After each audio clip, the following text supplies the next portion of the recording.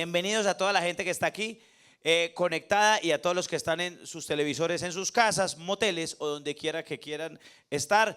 Bienvenidos a Se Toma la Palabra hoy con David Betancourt.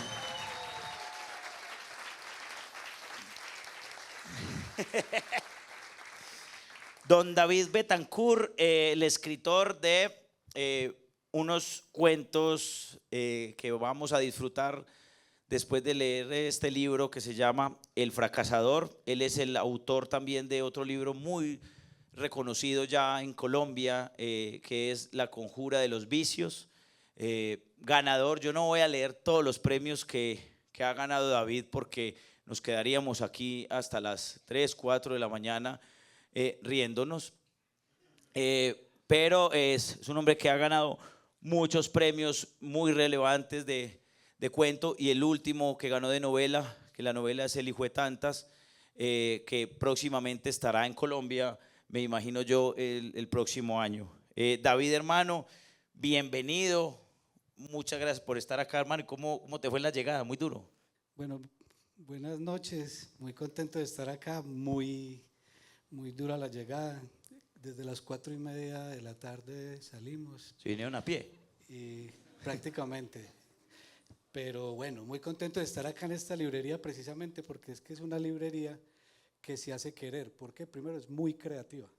Cuando ustedes ven las otras librerías son, y no, pues cada uno procede como sea, pero ustedes como que juegan, como que hacen cosas muy distintas. Son muy creativos y muy ingeniosos. Entonces uno se divierte mucho con la publicidad. Ustedes sacaron una hace poquito y yo la vi por la mañana y era como que es un fracasador, y cada uno hablaba. Entonces yo pasaba y yo no escuchaba audio. Yo dije, genial, pero después me di cuenta que sí tenía audio. Pero como yo la vi primero para que la tenga para la próxima, me pareció maravilloso. Es mejor que no se oiga. Sí, es que hay que activarle a veces, David, el costo del audio en Instagram. Entonces te imagino diciendo, pero qué idea tan brillante. No sé si te dije que nota o algo así, pero yo me di cuenta fue a lo último. Yo, esto suena. Pero como estaba, es para que la vuelvan a utilizar. Bueno, muchachos, anotemos esa, Mariana, la próxima. Que digamos, ahora les vamos a dar y decimos abajo chiquitico, es gracias a David por la idea, porque hay que dar los créditos, me parece que es lo más responsable que tenemos que hacer. No, pasa que David vive en Marinilla y hay un tajo en el enorme porque Medellín no está hecha para el invierno. Medellín en el invierno colapsa y la gente se estresa, y entonces hay mucho buñuelo también. Eso es parte fundamental. Aquí vamos a hablar del fracasador. Hermano, yo no sé si vos inventaste o yo no conozco la novela cuento. O sea, esto es novela, esto es cuento. Yo arranqué a leerlo como ya es un libro de cuentos. Yo arranqué, esto es un libro de cuentos, y entonces cada cuento es independiente y toda la cosa. Cuando yo ya llevaba como 2 cuentos, 3 cuentos, yo dije, estoy como leyendo una novela, estoy como leyendo un personaje que tiene unas transformaciones, que está cambiando de cosas, pero también puedo leer un cuento. ¿Esto es una novela cuento o qué? Bueno, esto es lo que la gente quiera que sea. Los géneros son eso. O sea, esto, según los puristas, es un libro de cuentos integrados. ¿Por qué? Porque todos los cuentos tienen un mismo personaje, es el mismo estilo, es la misma temática, y va pasando de cuento en cuento como todo eso. Pero cada cuento por sí solo significa, o sea, yo puedo sacar el cuento del conjunto y ese cuento como cuento funciona. Si fuera una novela, en vez de cuento sería capítulo, y el capítulo no tiene que cerrar. Entonces yo saco el capítulo, pero el capítulo no me tiene que cerrar la idea, o sea, no es una totalidad.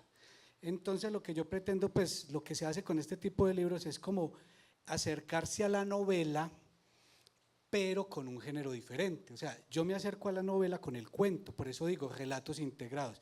Por lo general, cuando leemos libros de cuentos misceláneos, que es por decir los de Borges, que vos lees y en un cuento hay un cuchillero, en el otro hay un pensador, en el otro, y cambian mucho los registros, las voces, los personajes, ¿cierto? Cada cuento es un mundo.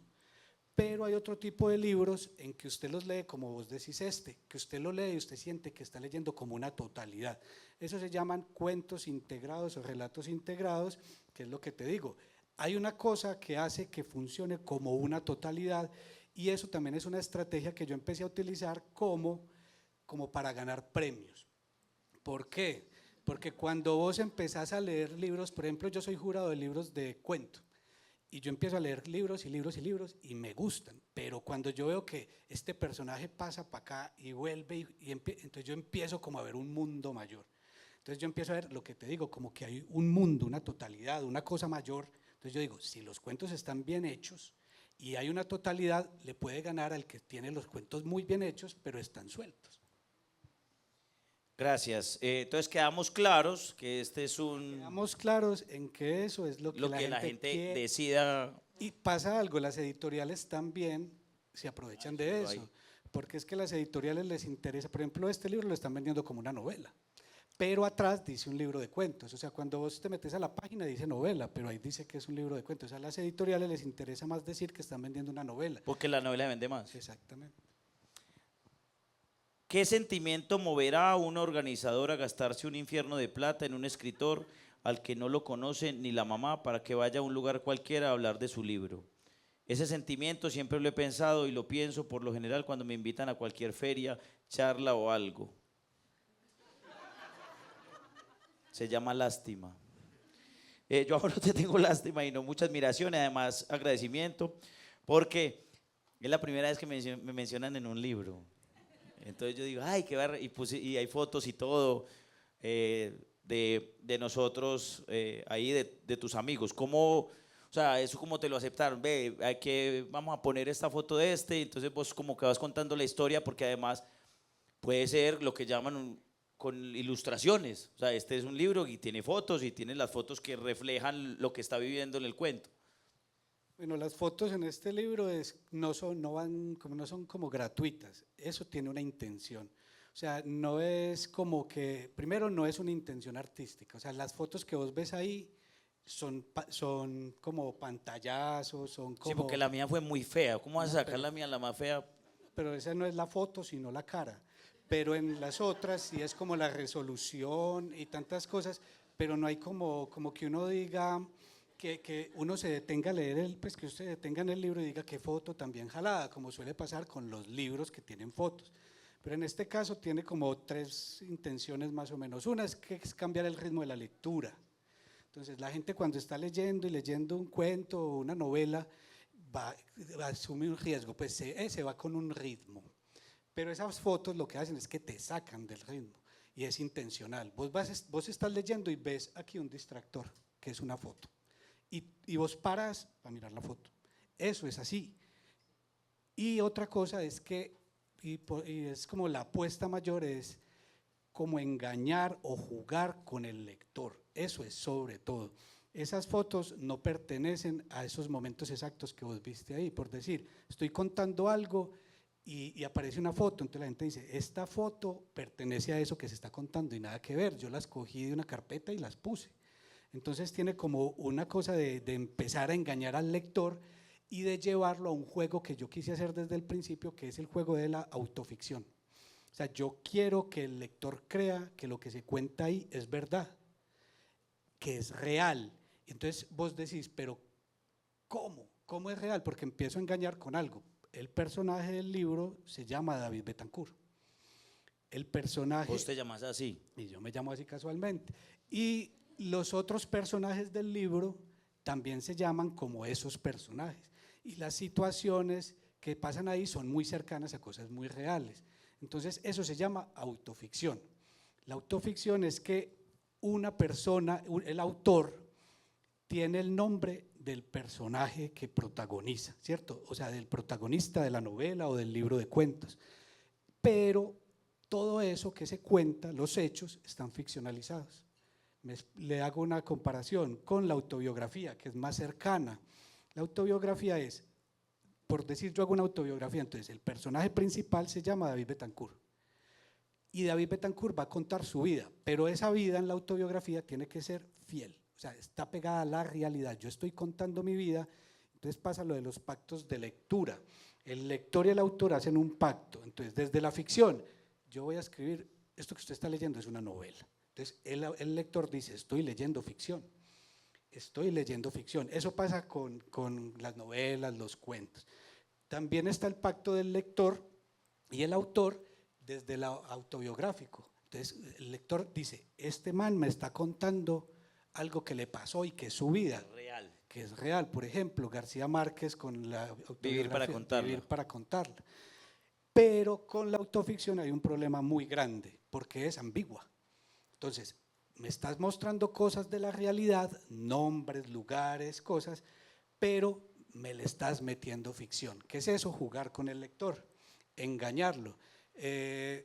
Por ejemplo, ahí hay un cuento donde en la Feria del Libro de Medellín, a la que me invitaron en el 2014, me pidieron un autógrafo cuando salí, y yo era la primera feria que iba, y yo era un peladito, y un niño apenas se acabó todo, me dijo, ¿me das un autógrafo? Y yo le di el autógrafo. O sea, yo siento mucha pena de haber dado un autógrafo, porque ahí, pues, que leíste el libro, ves que es, pero eso pasó. Y las fotos que ves ahí fueron de ese momento, pero no quiere decir que eso sea real. Entonces yo exagero, yo acudo a elementos literarios, yo enredo y yo hago un montón de cosas. Vea, te digo un ejemplo como para quedar más claro. Ustedes han leído A Sangre Fría. A Sangre Fría es algo también muy ambiguo, que es una novela de unos manes que van y matan a una familia, ¿cierto? Y Truman Capote escribió eso, y vos lo lees como si fuera real, ¿cierto? Eso es lo que llaman no ficción, que vos lo lees y vos decís, sí, es que él está contando lo que pasó de una noticia, es exactamente igual, pero hay un pequeño problema, y es que él pone los pensamientos de los asesinos. ¿Qué hace uno si pone los pensamientos de los asesinos? Ya está ficcionalizando. Entonces, vos te lo crees muy real y está muy pegado a la realidad, pero estás haciendo ficción. Dante, con la Divina Comedia, vos ves que el personaje de la Divina Comedia se llama Dante, pero no quiere decir que eso sea real, porque Dante es Dante, porque Dante ese que aparece en el libro baja al infierno, no sé si será cierto.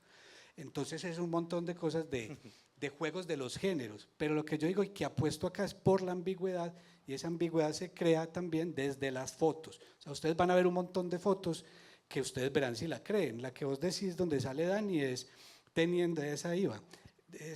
Llega el narrador y empieza a contar que están promocionando un libro, algo así, se llama La Conjura de los Vicios. Entonces sale Dani, que es una foto real. Luego sale Loquillo, luego sale Petro y salen otros que tuvieron el libro.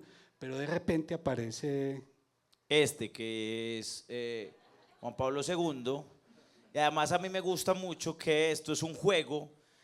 Todo el libro, incluso la editorial se sumó al juego, y la editorial tiene un pie de página aquí que dice: desde la casa editorial, con el respeto que David Betancourt nos merece, ponemos de manifiesto que dudamos de la veracidad de esta fotografía. Así el propio David nos haya asegurado que se la enviaron desde el Vaticano. No, ese es un juego, pero ese es un juego mío. O sea, yo lo hago pasar como si fuera la editorial, pero yo estoy bandereando a la editorial. Es un juego mío que es haciendo el coso. También aparecen firmas. Mírate en un cuento que aparece Snedy, David, no autorizo, se autoriza el último. El último, la ñapa. En la ñapa, si quieres mirarlo ahí, que aparece en unos epígrafes. Y en los epígrafes lo que pasa es que un libro de cuentos sale como, ese es un juego experimental y aparecen 7 cuentos. Pero al final aparece uno que se llama La ñapa. Los leo los epígrafes. Sí, los epígrafes. No, pues no son los epígrafes, los pie de página. Venga, yo lo leo si quiere. ¿Está estrenando gafas? No, es que estoy estrenando presbicia. Es que sí está muy chiquito. Sí, porque es una nota al pie. Entonces, la nota al pie dice: texto escrito a mano hallado sobre el pecho pelado de David Betancourt Borracho, su autor, tirado en el piso de su casa en Marinilla. Texto transcrito y corregido por su señora esposa Snedy, quien lo ofrece a la editorial como bonus track, bonus tale o ñapa de este libro. Desde esta casa editorial esperamos que lo disfruten. Gracias, Snedy. Y luego aparece otra nota al pie. No, gracias a ustedes por animarse a publicar esta excelsa pieza del arte involuntario ebrio. Atentamente, Snedy, y hay una firma. Y abajo, el último. Dejo constancia de que yo nunca estuve de acuerdo con meter esta cosa en el libro, pero yo no me mando solo y además, ¿quién me manda a emborracharme? Su servidor, David Betancourt. O sea, son juegos como experimental. Hombre, esto es mucha metaliteratura y, y se juega y se va acá, entonces uno no sabe, y a mí me encanta eso de vos y de tu literatura, porque yo no lo había visto mucho en muchos autores con tanta vehemencia. Es decir, hay autores que yo los he visto que hacen eso, pero tímidamente, como que metamos dos cositas aquí, pero vos lo haces todo en un libro completo. Empecemos con el primer cuento. El primer cuento y es reemplazar a García Márquez, de este, que es el cuento que fue ganador también de premio, reemplazando a García Márquez. Este personaje va y alguien se siente el elegido que va a reemplazar a García Márquez y empieza con todas esas dudas, con todas esas situaciones complejas para narrar simplemente un viaje a México. Con ese objetivo de reemplazar a García Márquez. ¿Se logró algún reemplacito de ese? Bueno, lo que pasa es que cuando se muere García Márquez, eso fue en el 2014, yo iba a viajar a México. Entonces, pero no estaba muy convencido, pero iba a viajar y entonces yo empecé a ver las noticias y a los críticos y a los que hablan mucha cosa de literatura y empezaban a decir que quién va a ser el reemplazo de García Márquez. Entonces se me llegó la idea, yo voy a ir a México, entonces voy a ir a reemplazar a García Márquez, pero no de verdad, porque la gente cuando ve eso dice, pero ¿quién se cree? Entonces por eso el cuento termina con que después de un montón de historias, no lo contamos al final. No. ¿O sí? No. Bueno, entonces el cuento termina. Eso es otro juego, porque es como alguien que quiere ser un escritor de oficio, o sea, una persona que se dedique de lleno a la literatura termina siendo un escritor de oficio y es porque termina haciendo la comida, barriendo, trapeando y haciendo un montón de cosas porque al ver que no mueve dinero y que no hace nada, entonces la esposa le dice, pues a usted hermano le toca ayudar en la casa. Entonces ese escritor de oficio siempre está justificando en que tiene que hacer tantas cosas y entonces dice, por eso no voy a reemplazar a García Márquez. Y él dice, pues si ya he publicado 3 libros, ¿cómo García Márquez no se debe reemplazar? Hay un montón de guiños para las que nos gustan los libros, hay un montón de guiños, autores, música, por ejemplo, dice acá, les voy a leer un pedacito, el complicado reto de hacer de la ausencia del difunto García Márquez con mi reemplazo una mera anécdota. David, créalo, mi vida, usted mejor que ese señor, me dijo mi tía Miriam aquella tarde remota en que me llevó a comer raspado. Ganas ese García Márquez de haber escrito Gonorrea o cualquiera de esos cuentos suyos tan maravillosos. Entonces siempre hay que, si usted está pendiente y esos guiños, pues uno los disfruta mucho cuando está leyendo este libro que es un juego todo el tiempo de un fracasador. Y es también, yo creo que muchos escritores que son independientes, que llamamos independientes, se pueden sentir identificados, porque es que la tensión, aquí hay un cuento del sufrimiento de no vino nadie a la presentación, y llegaron 3, llegaron 2, ¿a quién le tengo que hacer? La editorial si me recibe este cuento, ¿qué dice mi familia? O sea, hay un montón, el del autógrafo, el de los críticos, que me encantó, es mi cuento favorito, es Instrucciones ¿para qué? Para ser un anónimo literario. Para ser un anónimo literario, porque además juega todavía con la realidad de los comentarios de mucha gente, y eso hace que muchos escritores se sientan pues como identificados con eso. Yo sé que te lo van a decir o sea, cuando ya lo empiezan a leer, dicen, hey, hermano, usted escribió como si fuera mi libro. Ah, usted también fracasó. Ah, sí, usted escribió como si fuera el mío. Y aquí, pues, burlarse de sí mismo y del mundo. Esa es una clave del humor. Pues yo creo que es la principal. Si usted se sabe, y más vos sabes más del tema que yo, pero si uno no se sabe burlar de uno mismo, ¿qué humor va a ser?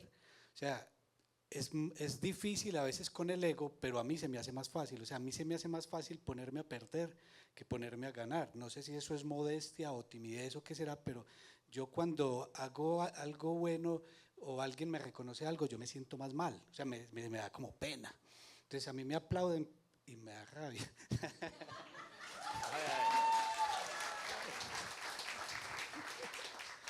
Eh,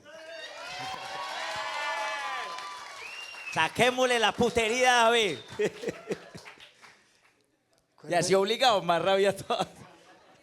Bueno, sí, no, y pues del humor de burlarse de uno mismo, y es que yo siempre he pensado cuando me metí mucho pues cuando escribo como con el humor como herramienta o como pretexto de lo que hago, y es como, si yo voy a hacer reír, yo no voy a hacer reír pegado a como decir, a los defectos de la gente. O sea, yo no me voy a ir a burlar del gordo, del flaco, del que tiene tal enfermedad o de esas cosas. Yo me burlo, yo intento burlarme, por ejemplo, de los poderosos. O sea, que la buena literatura que se ha hecho de humor siempre está atacando al que tiene el poder. Por ejemplo, cuando vos ves los caricaturistas, vos no ves, por lo general ves que son caricaturas políticas. Y eso es lo que pasa, como escritores como Jorge Ibargüengoitia. Bueno, ese es un escritor que es cero leído acá, pero es un escritor totalmente político y el humor de él es político. O sea, eso es lo que a mí me interesa, como si yo voy a hacer reír, que se rían como que haya un guiño inteligente o que haya una crítica, y para eso tengo que tener como abrirme a que yo mismo pueda criticarme a mí mismo, y eso abre para que me puedan criticar si quieren también, ya que me aplaudieron. Bueno, acaba de llegar también un amigo de la casa personal y del combo, Luis Miguel Rivas, autor antioqueño, colombiano.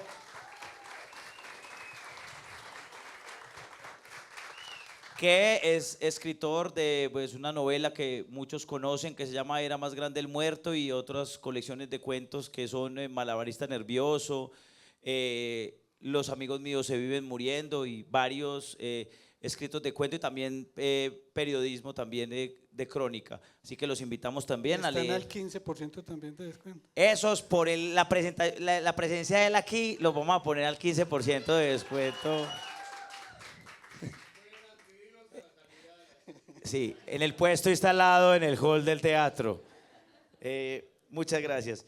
Hermano, me gustó mucho que este personaje tiene como una heroína, como una defensora, como una mujer que lo jala, como una mujer que está ahí siempre diciéndole despierte pues, venga, vamos por allí, que es la que lo invita a todo. A mí me encantó ese personaje, ¿cierto? Y además pues que lo hayas llamado como tu esposa, porque también uno lo ve también en la vida real. Ese es el juego que me imagino que vos querías proponer, era eso de, claro, es Nedia, entonces sí debe ser que ella le dijo eso, además que sí le dijo eso, además que sí le dijo en esas palabras. Pero me gustó porque es el primer libro donde yo veo ese personaje como personaje durante todo el libro, que es la que le ayuda al fracasador. Todo fracasador, toda persona que tiene una creencia en sí mismo, pues por lo general tiene alguien que sí cree en él, alguien que está ahí al lado ayudándole a fracasar. No a lograr las cosas, pero finalmente a veces se dan y a veces no. Me gustó mucho esa inserción ahí de ese personaje, es Neddy. Sí, ese personaje es también otro protagonista del libro. O sea, es un personaje que tiene que ver también, es como algo que es muy cercano a mí. ¿Cómo se llama el personaje? Es Neddy. Es Neddy. El personaje, lo que pasa con el personaje es que, o sea, el escritor siempre, o no de todos los escritores, el que acabo de llegar y yo, por ejemplo, hablamos mucho, y entonces somos que uno sí necesita como un cierto impulso, como que, o más que impulso, que lo tengan.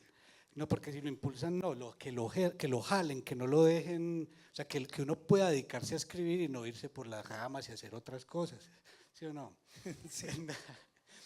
Entonces, ese personaje es muy fiel a lo que decía yo de realidad, o sea, de lo que hay de parte real aquí, con excepción de que dice ahí que es mandona. No, o sea, en la vida real no es mandona. Ahí lo hago como para apoyar el libro, pero es un personaje que es como muy opuesto a él. Entonces pasa, por ejemplo, que él quiere quedarse en la casa y yendo a la Universidad de Antioquia a trabajar por un mínimo en la CIU y dice, con esto yo tengo. Y ella le dice, pero pensa un poquito más grande, volvete escritor. Eso pasa en el libro, pero en la vida real también pasó que me dijeron, hey, véngase para acá a México y dedíquese a escribir que no tiene que hacer nada. Y entonces eso es lo que yo digo que es muy cercano de la realidad con la ficción y el juego de la hipérbole que es muy recurrente pues también en el libro. Dentro de eso, pues ahí hay toda la vida de un escritor. Aquí esto es un resumen de la vida de un escritor y todo eso que pasa. Y hay un capítulo acerca de... bueno, iba a contar una infidencia que dice que hablamos mucho. Nosotros tres, cuando chateamos, nos mandamos audios que parecen podcast, duran 3 minutos, 4 minutos, y después el otro sigue otros 5 minutos. Tenemos que replantear eso y nos llamamos mejor. Como una cosa aquí, para que nadie sepa. La piratería. Cuando a mí me piratearon el libro, yo me sentí orgulloso. Y entonces me decían, ¿y qué, por qué? Yo, claro, es que piratear es exitoso, o sea, que uno lo pirateen es súper exitoso. Cuando yo hice mi primer DVD y estaba grabando el DVD de Suso, hace 15 años, 16 años, estaba Suso en la calle, en el hueco, y había un puesto de piratas. Y yo estaba grabando eso para el DVD. Y el pirata me ofreció el DVD. O sea, el pirata me dijo, ve, aquí está el DVD de Suso. Yo, pero si yo estoy grabando esto para que salga en el DVD, porque yo le saco DVD, para que vea cómo somos de tesos aquí. Que le sacamos el DVD primero que usted. Y entonces Suso le decía al tipo, y quedó bueno, una chimba. Sí, quedó melo. Desde ahí yo dije, bueno, si la gente lo adquiere y todo el mundo lo quiere tener, pues porque los recursos no dan y a veces, la piratería hace parte del éxito de los escritores. Vos tenés un cuento sobre la piratería ahí. Pues hace parte del éxito y nos gusta, pues les gusta cuando empieza. O sea, por decir, yo hoy me doy cuenta o mañana voy y me doy cuenta que me piratearon un libro, yo me pongo muy feliz. Que yo digo, ¡jue madre! Me está yendo bien. Pero el problema sería cuando uno empieza a vender mucho y entonces ya si no te gusta que te pirateen porque te deja entrar platica. Entonces es eso, pero por mí que pirateen todo, pues no me han pirateado el primero, entonces por eso escribí el cuento, porque ese es el llamado.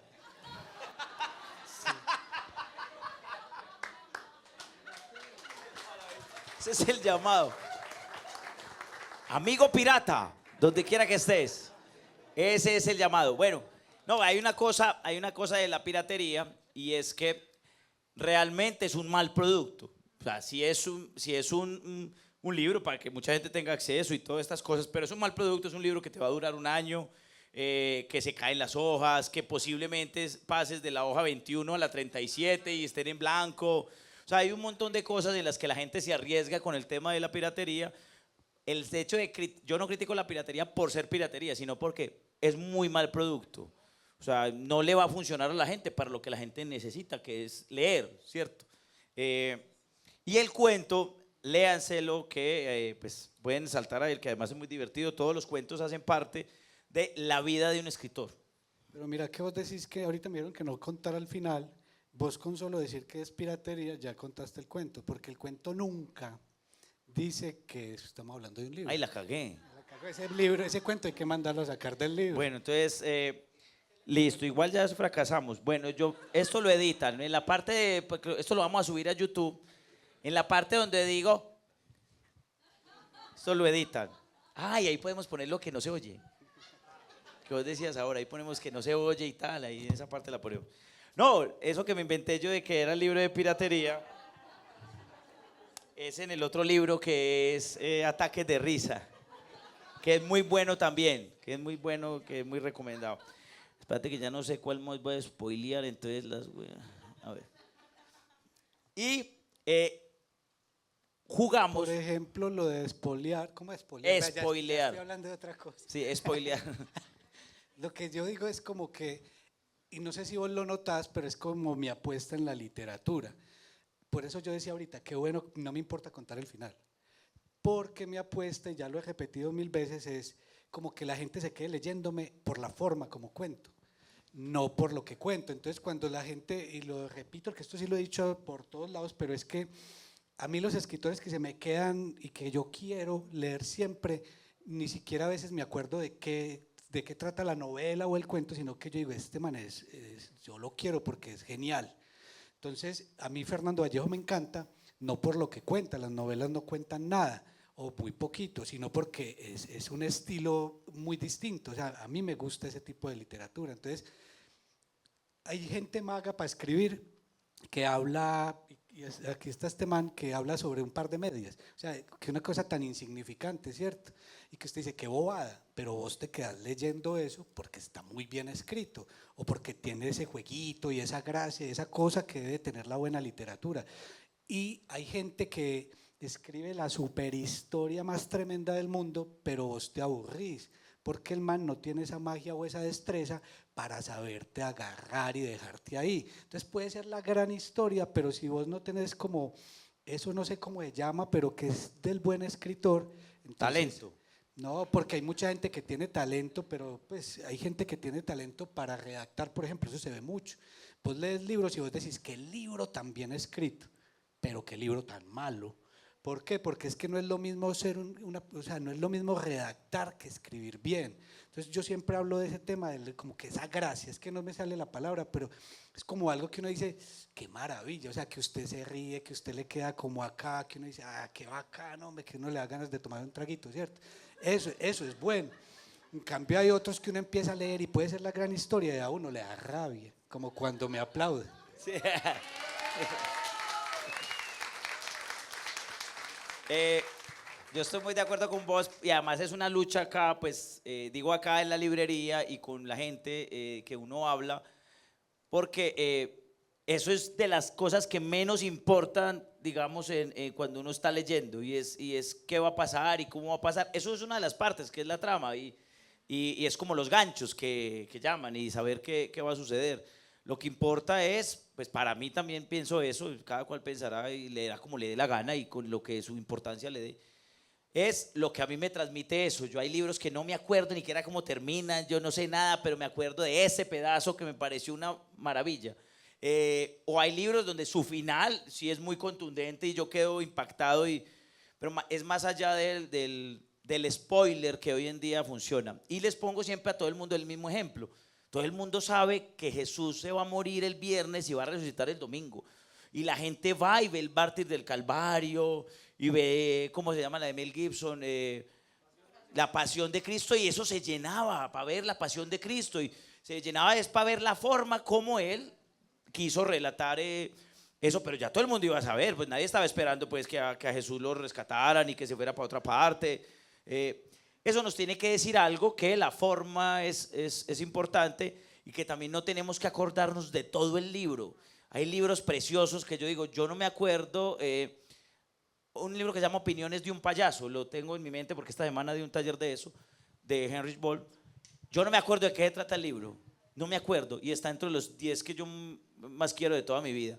Y yo dije, pero lo amo tanto, yo no me acuerdo cositas, pero yo amo mucho ese libro. Eso me parece, estamos muy de acuerdo y eso yo creo que es la magia de leer, porque es un acto íntimo donde yo estoy conectado con lo que yo estoy leyendo y con lo que me estoy vinculando, diciendo y admirando. Uy, qué chimba este man como metió ese chiste. Yo que soy comediante, pues y me dedico a esa gente del humor, admirado con la forma como vos llevas el humor hacia una parte y lo centras en otra. Eso es un talento innato en vos. Vos lees comedia, lees escritores de humor y decís, ah, esta fórmula la hizo de aquí, tiró esto para acá, volteó esto para acá, o no. Bueno, otra vez, y lo digo mucho, es que yo soy una persona muy tímida y soy como muy serio y como muy guardado, pero sobrio. Ya cuando no estoy sobrio, soy como el escritor, o sea, me vuelvo el escritor. O sea, ese que usted ve ahí es como si fuera David borracho, pero yo no soy capaz de escribir bebiendo. Por ejemplo, yo no me puedo tomar un ron porque, pues, primero lo primero, me tomo el otro ron y el otro, y ya no puedo escribir. Pero, ¿y cuál era la pregunta? Es que me Que si distraen. vos tenés- Ah, que si ya, vos ya, no, tenés el humor, fórmula, el eso, y vos humor. mirás y si aquí se van a reír, aquí no. Sí, y es lo que iba a decir, que era que el humor se ha llevado, pues que es un subgénero muy poco valorado. Entonces dicen, es que es humor, entonces en la literatura el humor es mal visto por cierta gente. Por ejemplo, Roberto Fontana Rosa, un escritor argentino, no le dieron lo que se merecía, porque es genial. Pero entonces la gente dice, pero ¿cómo me voy a poner yo a leer humor si tengo a Dostoyevsky, si tengo a Balzac, si tengo a tanto, ¿cierto? Entonces yo digo, pero hay otros que son del mismo nivel o mayor, que es por ejemplo el Quijote, o que es la Conjura de los Necios, o Gargantúa y Pantagruel. Pantagruel, o no, pues es que hay así, o sea, hay libros de humor tremendos y que es literatura, pues digamos alta literatura. Y es un humor súper bien trabajado. O sea, en La Conjura de los Necios es una genialidad. Hay un libro tremendo que me estoy releyendo que se llama Filosofía a mano armada, de Tibor Fischer, que es como un filósofo que no tiene empleo y dice, hijo de madre, es que con la filosofía no se vive, entonces él sale a robar, compra un revólver y sale a robar, entonces él dice, por Platón, deme, cosas así, pues frases de la filosofía, deme todo lo que tenga. Entonces es una clase de filosofía, pero a la vez está la vida ahí. Entonces él sabe jugar con eso como de la trama, que es yo voy a robar, pero también me empieza a hablar de todas estas, de los estoicos, de un montón de cosas maravillosas.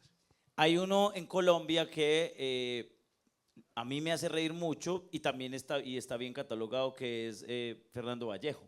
O sea, Fernando Vallejo es graciosísimo porque es ver un tío echando cantaleta contra todos, contra todo, todos, de todos, en todas las formas. O sea, como que nada le gustaba. Yo me lo imagino con un señor en camisilla, sentado echando cantaleta, muy divertido y con una profundidad también muy grande y muy fuerte. Entonces sí, es un tema que no solo lo vive la literatura con el humor, lo vive la televisión, lo vive el cine, lo vive un montón de expresiones artísticas que el humor siempre es visto pues como algo demasiado popular. Cuando digo popular es las clases bajas y entonces esto es como para que la gente se ría, el opio del pueblo y que disfruten de eso porque lo serio, lo importante es la lágrima y no reírse. O sea, la seriedad está sobrevalorada básicamente.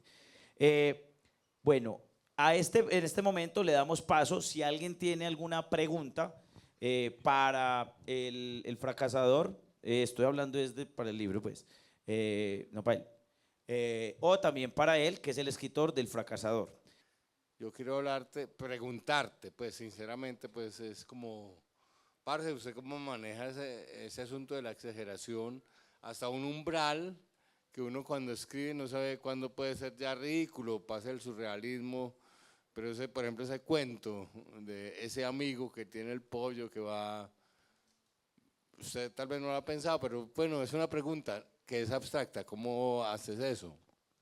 Bueno, primero soy paisa, entonces eso ya me da como una ventaja, que es que yo empiezo a hablar y de un momento, y me pasa mucho, y yo no sé que hoy estamos hablando mucho de trago, pero yo cuando escribo soy como cuando, entonces yo empiezo a exagerar y exagerar, exagerar, y por momentos yo empiezo a contar cosas y Esnedi, la esposa, me dice, pero mira que eso te lo estás inventando, o sea, eso no es verdad. Yo empiezo a crear unas cosas impresionantes, y eso genera risa, pero es como o sea, ni siquiera es pensado.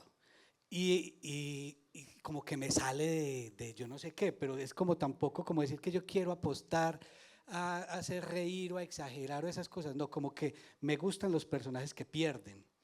Entonces, cuando usted escoge a alguien que pierde, ya tiene también otra ventaja, porque si usted pone a perder, o sea, cuando uno ve perder a alguien, uno le da, o que le pasa algo a alguien, uno le da risa. A mí sí me da risa.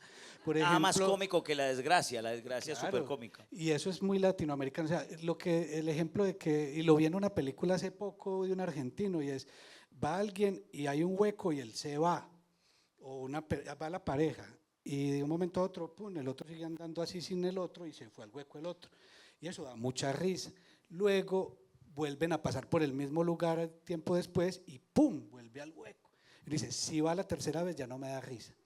Y va la tercera vez y se va y me da risa. O sea, hay cosas de efectos que uno sabe, es como uno no sabe dónde parar.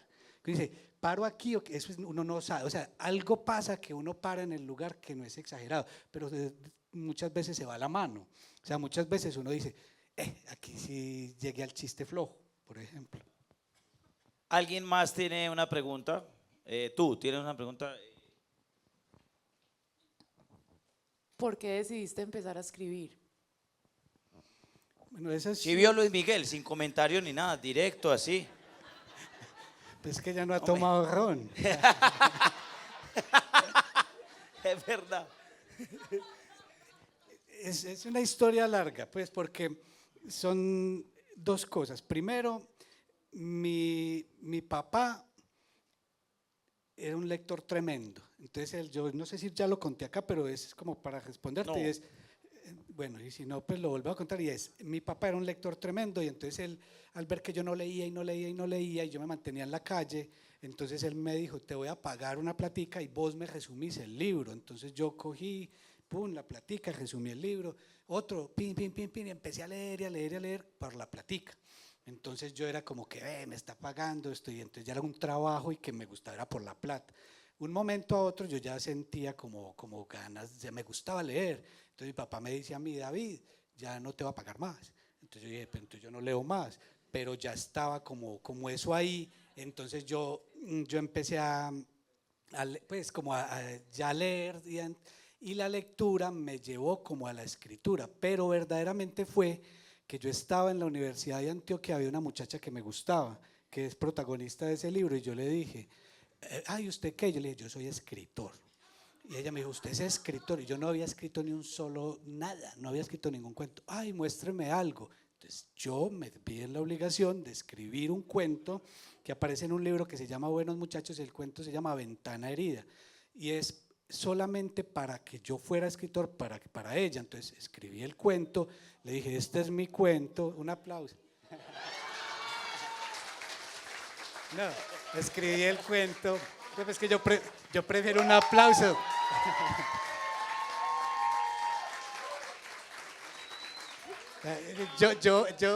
Yo odio los aplausos, ya lo dije, pero prefiero el aplauso al ay. Eso sí me achanta.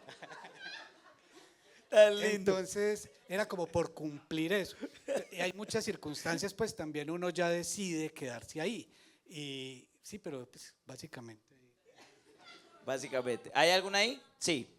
¿Qué haces con los bloqueos cuando ya iniciaste con algo pero no sabes cómo continuar? Lo de los bloqueos es que yo siempre pensaba que, o sea, yo me sentaba en un texto y yo decía, ve, pues no me sale nada. Pero yo leyendo un día a Mario Escobar Velázquez, él hablaba de algo muy bacano que era que el bloqueo no era otra cosa distinta a que usted no tenía nada que decir. Entonces, si usted tiene algo que decir, lo va a escribir y no se va a bloquear. Ya lo otro es que sea bien escrito, que haya literatura ahí o no. Pero si usted tiene algo bien, o sea, yo tengo algo en la cabeza, por decir, voy a contar la historia de cuando mi abuela se cayó en tal parte, entonces yo empiezo. Eso lo haría como si fuera mi primer golpe, pues, o sea, yo estoy empezando a escribir y escribo la anécdota.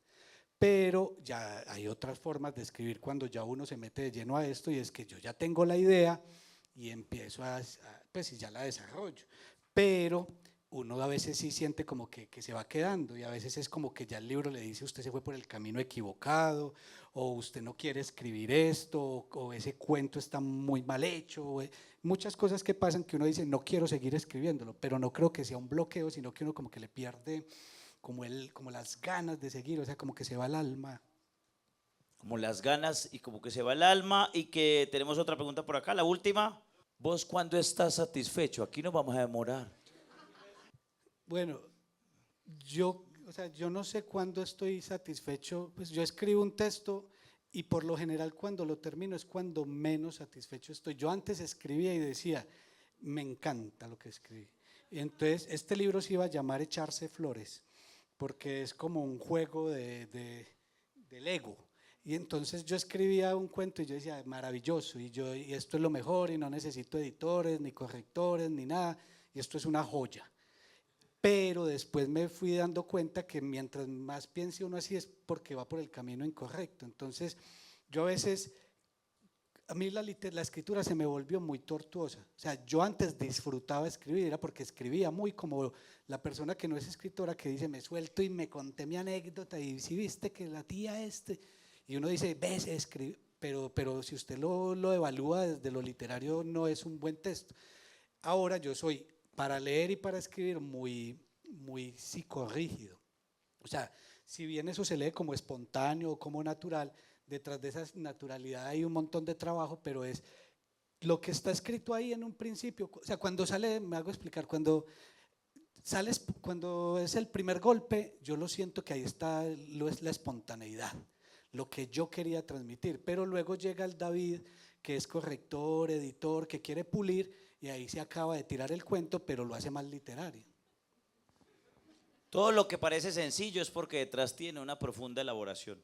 Borges lo llama la compleja, ya se me olvidó, pero Borges, la secreta complejidad. Y es que detrás de lo que parece como muy fácil, hay un trabajo grande, y el ejemplo que siempre ponen es Andrés Caicedo. Vos cuando lees a Andrés Caicedo, los pelados empiezan a leer a Andrés Caicedo y decían, qué maravilla, es que parece como si fuera yo. Entonces yo soy capaz de escribir como él, porque es que mira que es todo natural, vaya y hágalo. Esos tipos de textos terminan siendo más complejos porque están más pegados a lo que es, como lo que yo digo cuando escribo. Yo cuando hago personajes, yo intento no hacer personajes, y creo que Rivas también lo dijo una vez, es como hacer gente, como tratar de estar más cerquita a lo que es de verdad, no al personaje de papel o al artificio. Bueno, vamos terminando. A ustedes muchas gracias, digo a la gente que está en este momento conectada con nosotros en nuestro canal de YouTube y acá también en el en vivo de la librería. Muchas gracias. Cierro con esto. Si usted es persona, escritor independiente, exitoso o fracasado, léase este libro. Si usted es persona, escritor independiente, exitoso, léase este libro.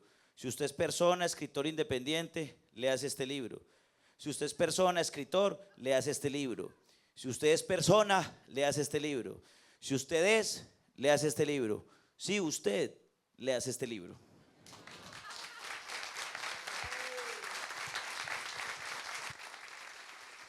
El Señor, que para mí, y así él lo ponga ahí, ya esta pena me da decirlo porque él se burla de los que lo halagan.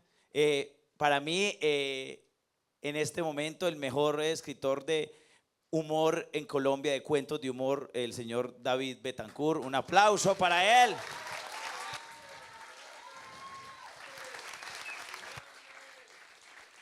Chao, chao.